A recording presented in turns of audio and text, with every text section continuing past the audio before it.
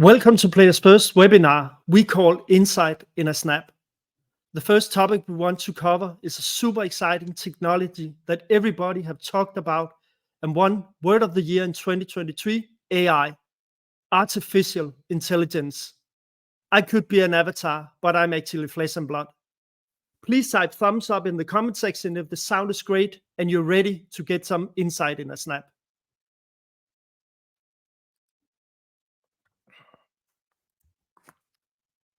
Players First is a customer experience company with over 2,500 golf courses around the world as customers.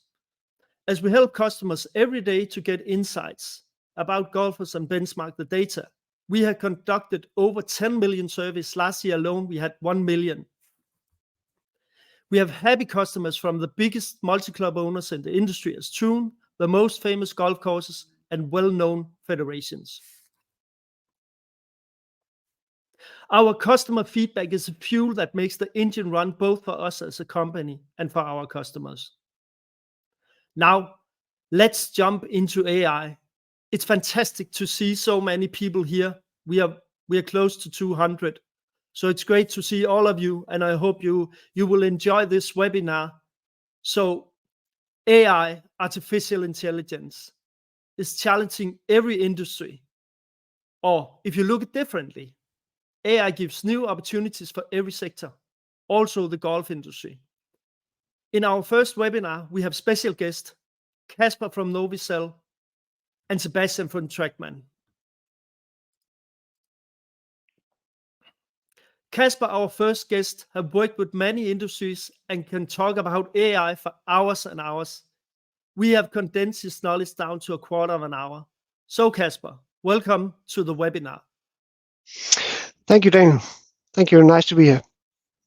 To kick it off, what is the most important thing to consider when using AI as a golf course operator? Yeah, well, as a data nerd myself, obviously structured data is the most important, or one of the most important things you need to really develop these AI agents, as I'm going to talk about today.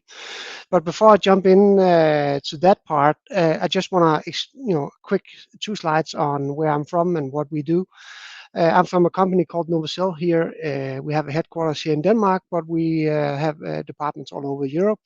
We are a little more than 330 experts in that company, and our main focus is basically business online, covering 360 around every business that's doing e-commerce, B2B, and stuff like that. We pride ourselves of being tech agnostic, so we don't focus on a specific software product and push that down the throat of our customers. We look at what the best solution is, and then we pick and choose from the shelves we have. I'm from the AI and AI data and analytics department, where we work with the data, AI, and stuff like that, set up data warehouses, as I'm going to talk about today as well. I am an AI consultant at Novicell, so my job is basically to follow along in the AI industry, and then I talk to our customers and clients and see how can we use AI internally or externally in their business. So that's all about me. Now let's talk a little bit more about the AI. Just so I'm not sure how much everyone knows the foundations of AI, but I have a few slides here so that we are on the same level here from the beginning. So basically, normally when you have a computer system or IT system, you have some input, and then you have some rules, and then you have some output. Normally, the rules were made by humans. So basically, you get an email, you read it, you decide what to do with it, and then you act on it. Today with AI, you can actually leverage AI to understand and mimic your actions. So basically, it can understand what is being, if we take the email example, they can understand the email, and then they can act on it on your behalf. And you can basically train the model to act like you would have done based on data you have available. So it takes the human out of the equations in a lot of processes. Um, AI is a little bit more than just OpenAI or ChatGPT as we know it today. It's also machine learning, deep learning, and all the areas you see here on the right side. The reason why we're talking AI today is obviously because of ChatGPT that came out a little over a year ago. That's why we all were, most of us were introduced to this world. So that's also what I'm focusing on today with the natural languages processing or the large language models. You know them as Gemini, OpenAI, ChatGPT, Anthropic's Llama. There's hundreds basically out there of these models that can be used. Some of them are good at coding, some of them are good at answering questions, up-to-date questions, and they all have their different what do you say? They're better at different stuff depending on what you need them for. They also have some limitations.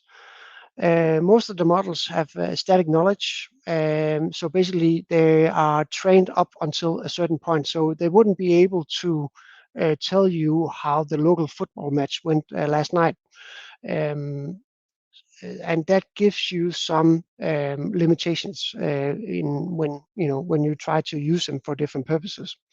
It can also hallucinate. It can give you factually wrong answers based on what you ask it about. Especially in the very beginning, we saw a lot of funny stuff out there. It's a little more uncommon today. However, there are still hallucinations coming up. So how can we actually counter that and use these large language models? Well, we can build these retrieval augmented generation agents, we call them. It's basically you set up a data warehouse, you add some sources of data, and on top of that, you put up a large language model. And then you get all the capabilities of the large language model, but based on data that you provide. So basically, if you have sales data, purchase data, trends data, visiting data from the golf clubs out there, then you can collect all that, mix it up with different other data sources, and then you'll get some insights that you probably wouldn't have received if you hadn't set this up. Basically, how this is built in a architectural, this is a very simple overview. However, it requires some data sources. It could be whatever warehouses you have out there, data warehouses. Could also be PIM, ERP, social media trends, data from Google. Then you add the large language models, which is the generator. You combine that all over in the data hub, and you can also add data from different applications or display the data that you have out in these applications. And the user interface, well, usually it's just a chat function that you can ask into your data. So you can basically sit and talk to your financial report from last year, and you can ask it what was the trends within a certain area, and then you'll get some answers if you structured the data correctly. So basically, RAG, the retriever basically scans the knowledge base, and the generator creates a response, so that it's basically up to date and fluent, depending on what you need it for. So the last slide I have here is probably the most interesting slide. So basically, what can we do with these data, or data hubs that we set up? Well, internally, you can use them to create personalized marketing campaigns. So instead of today, where it's more or less, you set up one campaign, maybe 5 campaigns, and you kind of blast those out to all of your email subscribers or Facebook campaigns or whatever target you might have. Today, you're actually capable of creating 200 campaigns. Maybe you only get 20 or 30 eyes on each campaign, but they are super and hyper personalized. So the viewer would actually think that that you are talking to a specific guy or girl. So depending on what your need is, you can create these hyper personalized marketing campaigns. You can also, there's a lot of other stuff here that we can go in and talk about, maybe also after we've done the presentation. But basically, if you combine the right data, you add some at different sources. It could be weather data. For a golf club, it could be interesting to add weather data to their sales data, perhaps, and see if there's any coherence there. Then you get some valuable insights.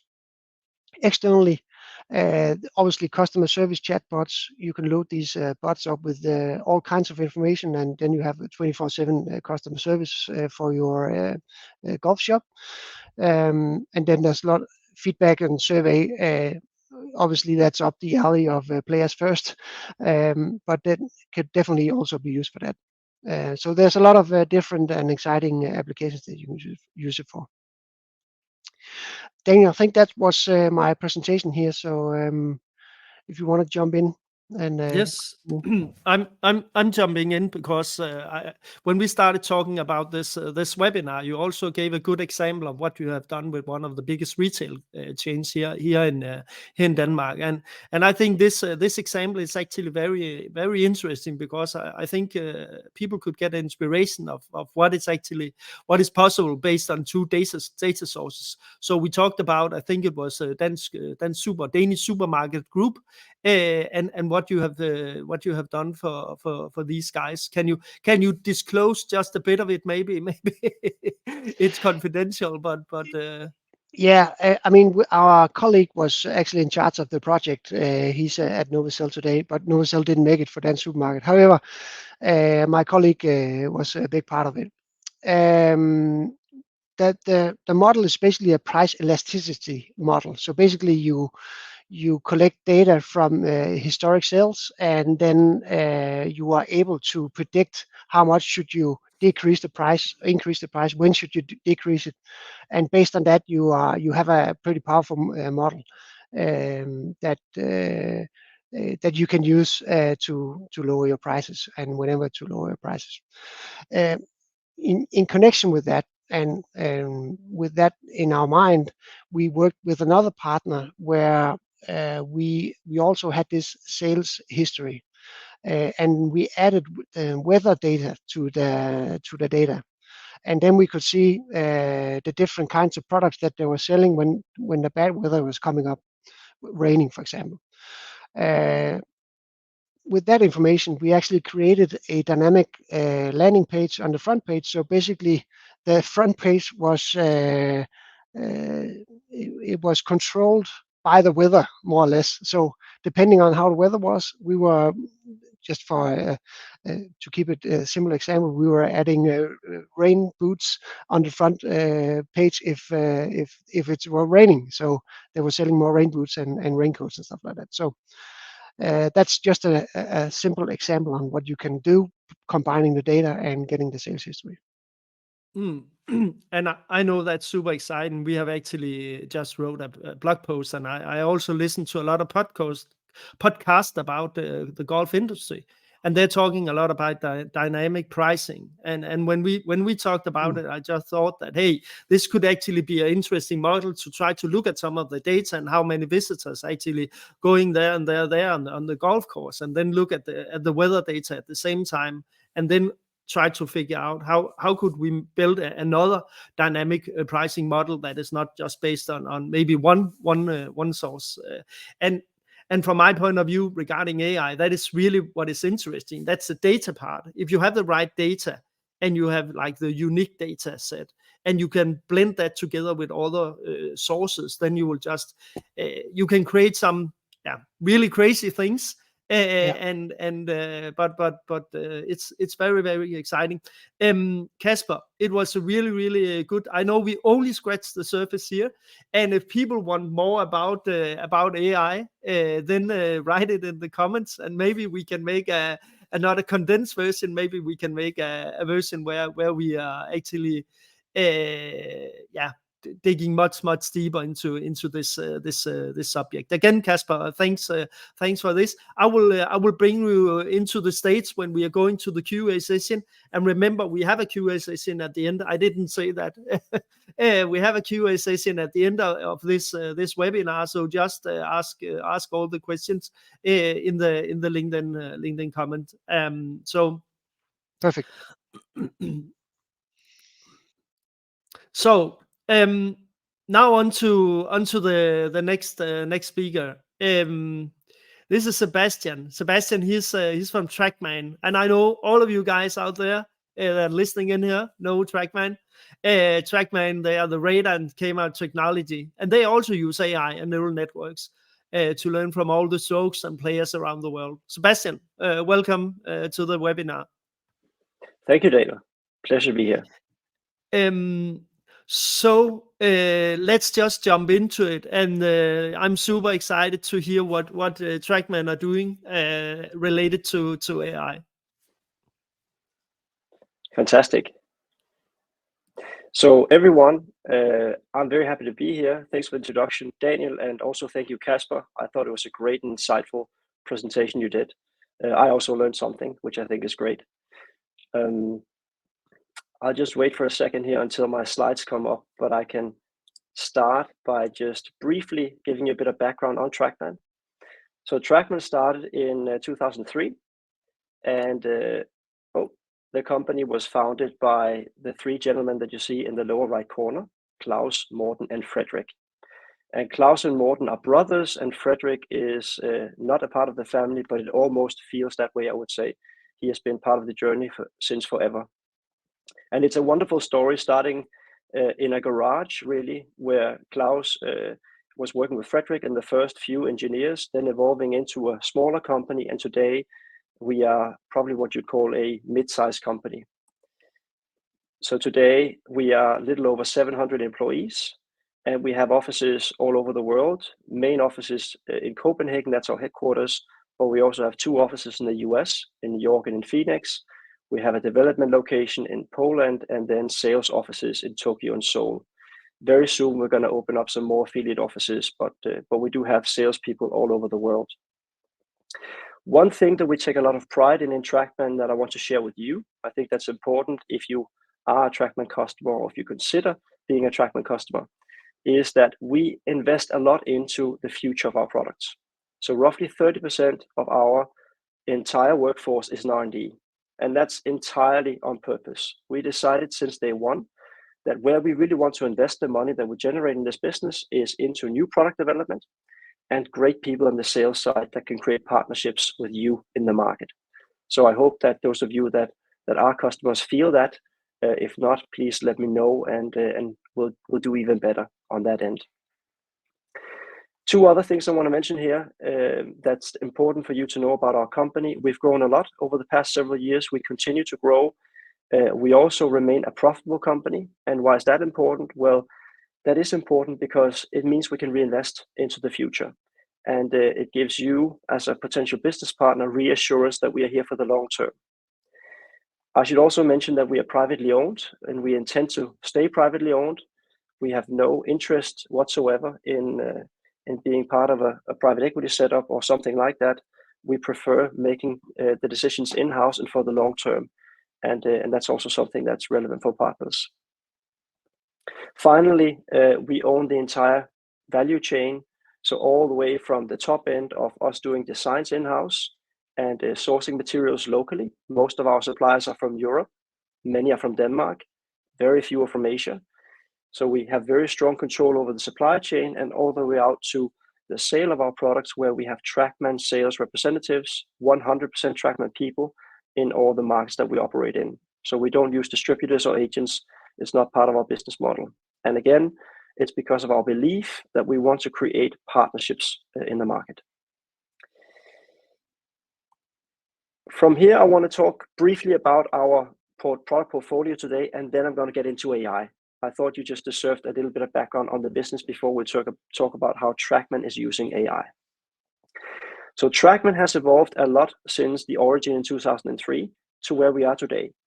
And for many, many years, our product was an outdoor-only product.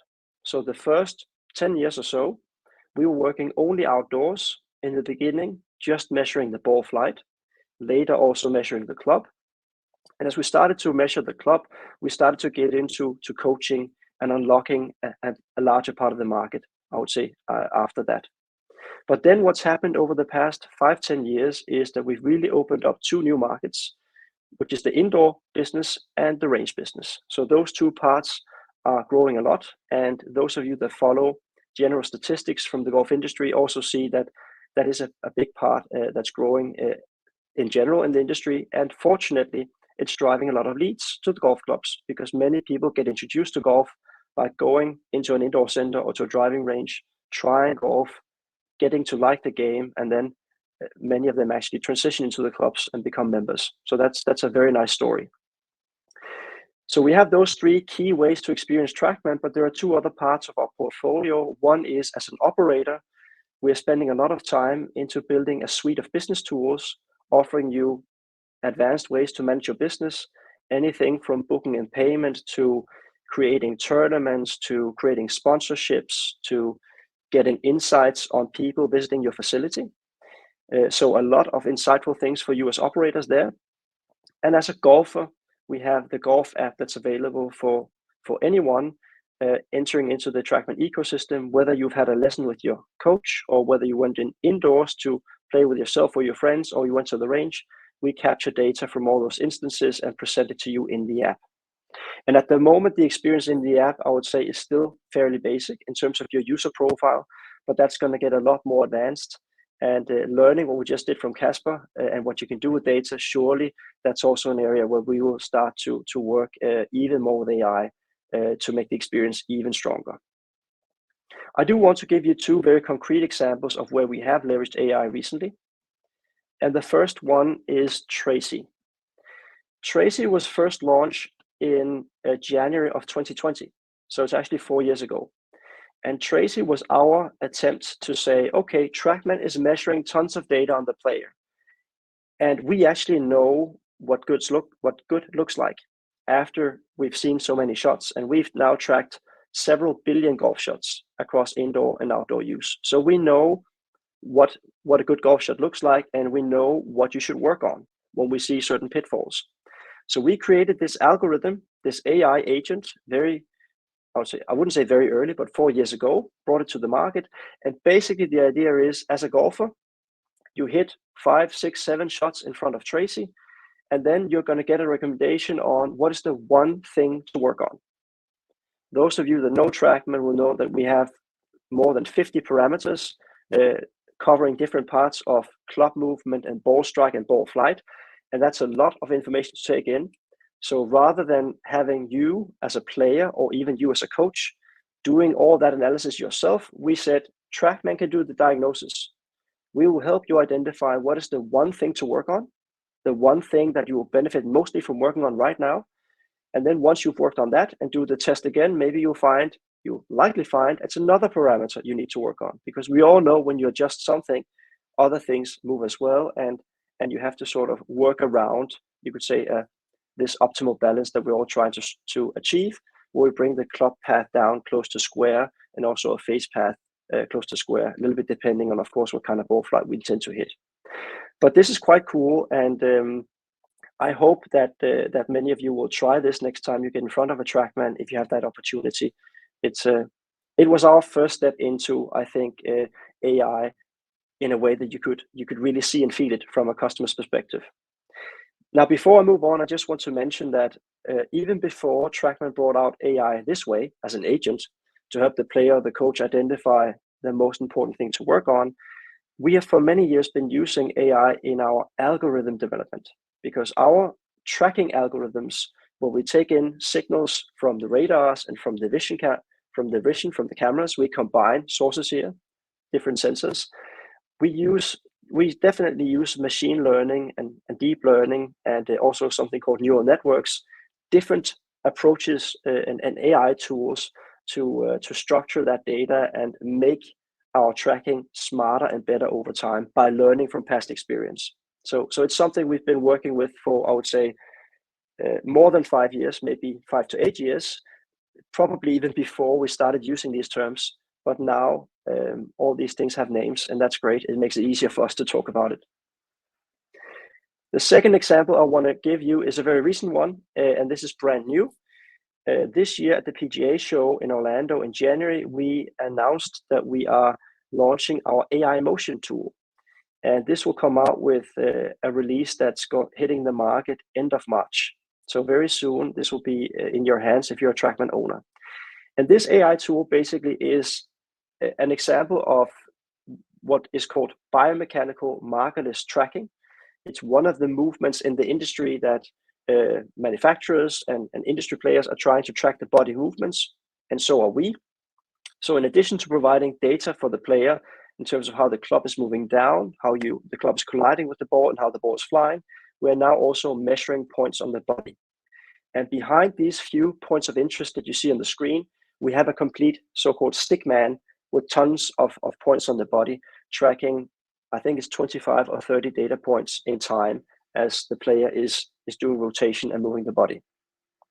So what's the benefit of this tool? Well, the clear benefit of this tool is that instead of manually with your hand as a coach drawing lines during coaching sessions, we can now automatically draw the shoulder line or the hip line or the head position at address. And we can also show how those lines move when you actually swing. We call that the dynamic setup. So you can see both how it looks at address and when you swing.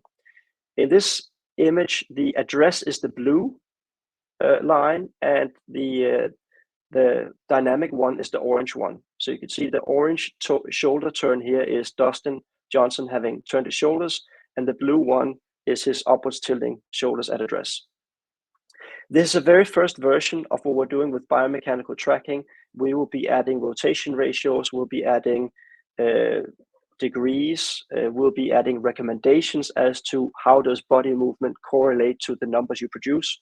So there are a lot of things we'll do here, but this is just the first step, and I wanted to share this with you because if you have the opportunity, I would again say, please try this.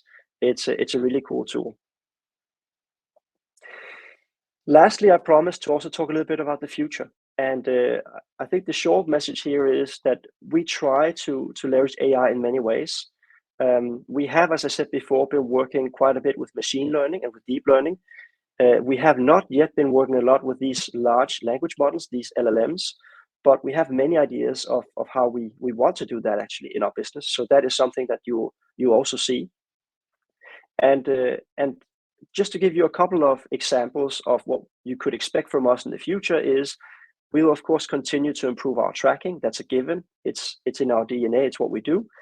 We will also start to leverage all the interactions that you do as a golfer into recommendations. So for one example, if you play virtual golf in a simulator, once you've played a couple of times, and if you've maybe filled out your bag, we know a bit about your playing behavior, we can start to provide you with intelligent course management advice.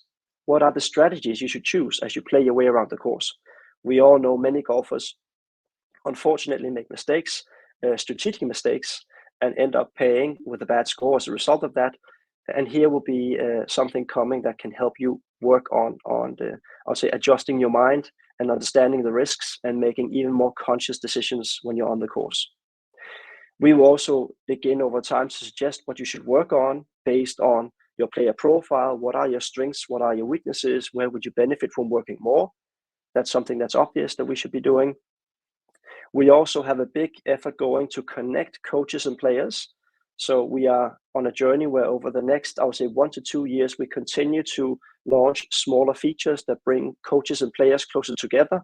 And once we have that created in a strong setup, we will also make it more intelligent and easy for a player to work with a coach in terms of discovering a coach, finding a coach that's relevant for specifically your needs, helping the coach get some intelligent views of your profile, what you've been working on, what appears to be your problem, etc., etc. So we'll be helping both sides of the market, if you will. We'll be helping the coaches and the players to have an even better experience. And finally, we'll also work on optimizing the business models for these business owners, whether it's golf clubs, indoor centers, driving ranges. We learn so much from the behavior of the players as they go into the base, as they hit balls. So we can come with recommendations around opening hours, differentiated pricing, something that Daniel also talked a little bit about. It could be special offers at special times that make sense, how you can work with memberships, etc., etc. There is plenty of opportunity here, and I'll just end by saying we're extremely excited about the future. We embrace all the changes that are happening here in technology, and we hope that we know it's gonna lead to a lot of great experiences for both players and operators out there. Thank you, Sebastian. That was super exciting to learn more about Trackman. And I can see in the comment section there's a lot of customers and potential customers maybe also that is excited about Trackman. And also as a company, Players First, we also are really excited that we are integrated with both the indoor and the range simulator. So we can actually also give the range and the indoor simulator, we give them a lot of customer experience data. So I'm just thinking, because I saw this video about you and how everything started with Klaus and one of the founders, and you started as like a radar technology, and then you added the camera. Can you just elaborate a bit about what you did, because you've also been using AI there, right? Yes, definitely. So you're exactly right, Daniel. We started out as a radar-only company in 2003. And I think if you asked the founders, Klaus or Frederick or Morten, today, even if you ask them today, you can only select one technology, which one would you choose? They would actually say radar. And the reason they would say radar is that with radar, you get so many samples. So we have 40,000 samples per second. 40,000 samples per second.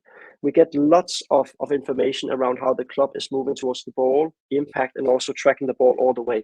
So if we could choose just one, we would use radar. But the fact is that radar is wonderful for things that are moving at speed, but cameras also have some great benefits, especially if you want to point out in 2D certain points and how those certain points are moving in time. So for us, it was actually ideal to combine the technologies. So to add a camera, to add the annotation of video or a golf club when we do the tracking, and then follow how certain points are moving over time. So combining that, you can take the 2D accuracy with the depth that we get from the radar. And maybe an extension of that question is also, will we use other sensors in the future? Yes, for sure. We continue to look into what other sensors could be valuable to add, but for now, these are the two main sensors we're using. And when I'm thinking LLM, and I'm sure Kasper is sitting and thinking the same, it's like 40,000 samples per second. Kasper, what could you do with that? Like, if we are thinking out of the box here. Yeah. Obviously, Sebastian and Trackman are already doing it with Tracy AI agent and the motion agent. Obviously, there's a lot of, I mean, my mind is racing away, because when I heard all the data that you are collecting, obviously a personalized AI agent, as you already did, is the obvious choice. But there are so many opportunities that you could set up with so many players and so much data that you have. Compare yourself with other people that are similar to you, instead of comparing it with a mass.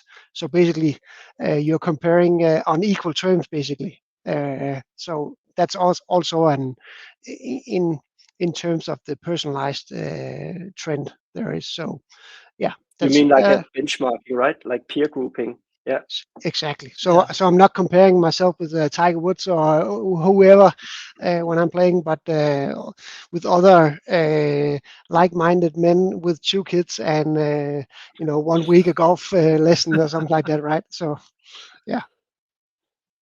Yeah, I agree. It's like, it's super exciting, and yeah, I have to try a Trackman again. It's too long ago I was there, but just to finish off, Trackman is like a well-known company here in this area, and they are super exciting to follow, because like Sebastian also told, they are really innovative, and they are a technology company, and that's super exciting. And I think also the choice that they took was the right one, to take the radar instead of the camera, because the radar is much harder to do the same. There's so many camera technologies out there. You can download an app and then you can do it with this one. But Trackman is just precise, and that's also why Tiger Woods and 95% or 99% of all the PGA golfers are using it. So great. Let's just jump to the next thing, and then we will have a QA, and I will bring you back on the stage after that.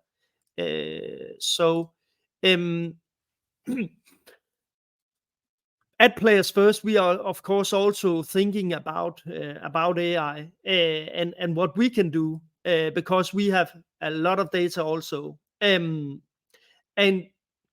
we have created this chatbot that we are releasing in the second quarter of 2024, where you actually almost in quotation mark can chat with your players and guests after they have visited the course. You're not chatting with the players, but you're chatting with the comments that the players gave inside the platform. So we are also using generative AI models that are built on top of million of comments inside the Players First platform. It's a new, innovative, unprecedented method where you easily can get the right insight, so you can make faster decisions, also smarter decisions as a golf course operator. And everything is built inside a safe room where you can handle your data with the highest level of security. Just follow us on LinkedIn, sign up to our newsletter. There will also be a link in an email we will send out after this webinar, and then we can invite you in as the first customers. If you are curious about Players First, then we will put in a link in the comment section here, and we have also just released an ebook or a little white paper about how you can use AI as a golf course operator. So that was actually the main part of you can say of this webinar. But let's jump to the questions, and don't feel nervous or anything. Just type them inside the comment section, and we already have a few questions, and I will just bring in my two guests here and just do like this. Somebody asked me about the dynamic pricing I talked about, and I'm following a lot of podcasts, and I just found it while Casper he was presenting, and I will just find it here again. The podcast is called The Tech Caddy. Of course, we can also put a link. It's called The Tech Caddy, and this is a guy that is actually talking about golf startups. And I'm not sure if it was the one with Morgan Kimmins about Lightspeed Golf, or it was the one with Dave Van Slet. But there's, I will say, follow the Tech Caddy. There's also a lot of other really interesting podcasts, and hopefully Players First will also be a part of that at some time. Let's see if we have questions here. We have one. I think that's for Sebastian. What's your breakout between public and private clubs? Super question.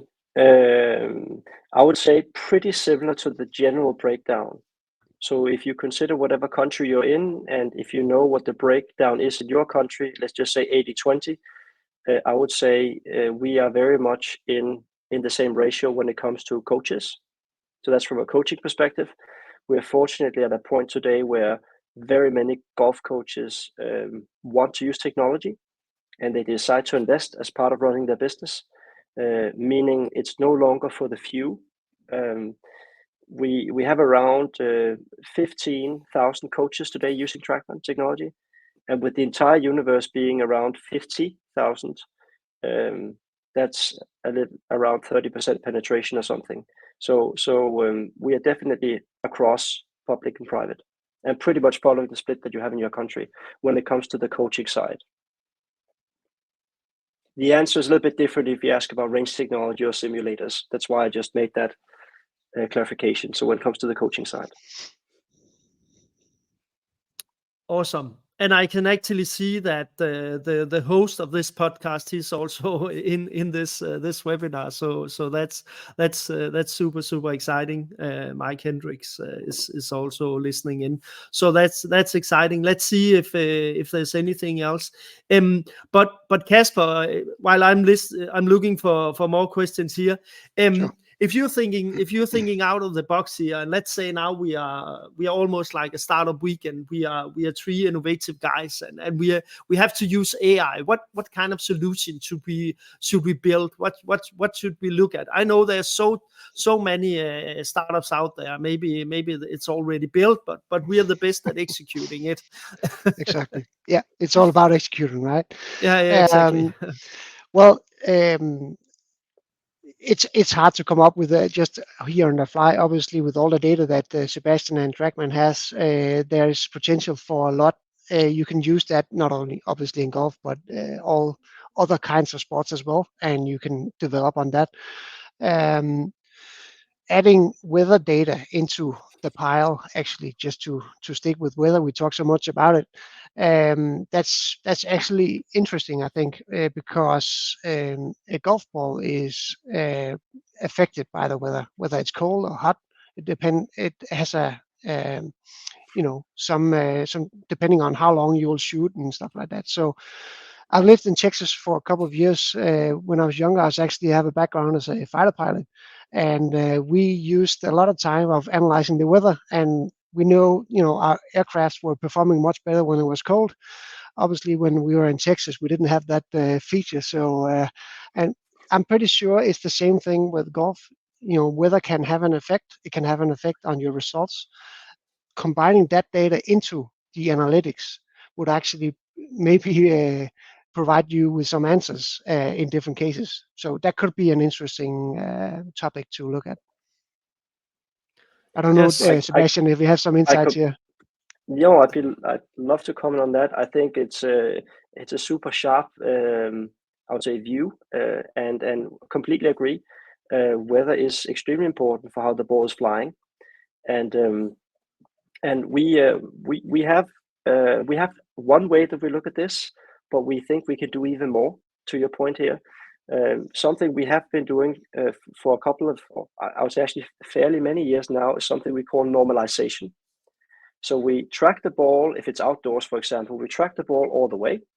But then what we can do is we can take your launch conditions and we can put that into our proprietary ball model and say, under these standard conditions of weather, 20 degrees, certain density, certain humidity, etc., what would happen to the golf ball? And that's extremely important, to your point, because if people travel around and play golf in different places, you want to know actually what is your, how do you play in a normalized setting? And then how do you play actually when you go to some other place? So we actually give the player both. You get a number called actual, how far does the ball go and where does it go? And you get a normalized number, so you have those two to compare with over time. Yeah. And it's the normalized numbers that you use for comparing your own performance over time. Because when you practice in different environments, then how can you compare? It was different days. It was wind from one way and wind from another way. So I think you are spot on. Weather is super important. And I actually think we can do even more here. But we have taken the first steps. And we have a question more about the weather, Kasper. What data sources should we look at to get this data about the weather? Where can we get this? Are there open data out there, or are we going to buy that data, or how is that? Yeah, you can do both. I mean, there's open sources. I think actually weather.com is providing some standard data, but there's also paid subscriptions where you can get all the data you want about the weather. Depends on what you're looking for. Obviously, in this case, density would be important. how hot it is in Celsius or Fahrenheit or whatever. So yeah, there's different areas. Okay, let's take the last question, and that's a big question, and maybe both you and also Sebastian can.